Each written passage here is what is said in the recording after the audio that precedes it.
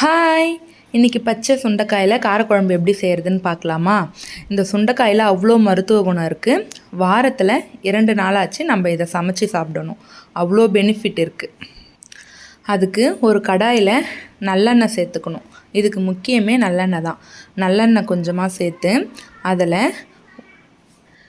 கடுகு, ஜீரகம், வெந்தயம் பொரிஞ்சதுக்கப்புறம் நம்ம கொஞ்சம் பூண்டு சேர்த்துக்கணும். பூண்டு சேர்த்ததுக்கப்புறம் கட் பண்ணி வச்சுருக்கிற சின்ன வெங்காயத்தையும் நம்ம ஆட் பண்ணிக்கணும்.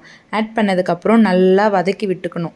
நல்லா வதங்கினதுக்கப்புறம் ஒரு பச்சை மிளகா, ஒரு கொத்து கருவேப்பிலை போட்டு நல்லா வதங்கினதுக்கப்புறம் 3 தக்காளி கட் பண்ணி வச்சுருக்கிறதையும் சேர்த்துக்கணும். சேர்த்து நல்லா வதக்கி விடணும்.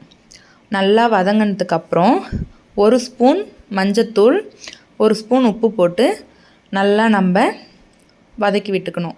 நல்லா வதங்கினதுக்கப்புறம் நம்ம நசுக்கி ஒரு தடவை கழுவி எடுத்து வச்சுருக்கிற சுண்டைக்காயை இதுங்க கூட கலந்துக்கலாம். நசுக்கி ஒரு தடவை கழுவுனாலே போதும். கொஞ்சமாக எல்லா விதையும் எடுக்கணுன்னு இல்லை, கொஞ்சமாக விதை எடுத்தாலே போதும்.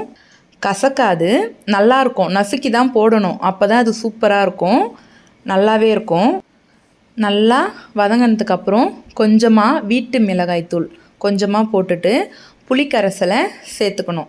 சேர்த்ததுக்கப்புறம் நல்லா கிளறி விட்டதுக்கப்புறம் ஒரு 10-15 நிமிஷம் கொதிச்சாலே சுவையான பச்சை சுண்டைக்காய் காரக்குழம்பு ரெடி. இது நம்ம வாரத்தில் 2 தடவையாச்சு சுண்டைக்காய் குழம்பு எடுத்துக்கிறது உடம்புக்கு ரொம்ப நல்லது. சுண்டைக்காயில் அவ்வளோ பெனிஃபிட் இருக்குது. பெருங்குடலுக்கு ரொம்ப நல்லது.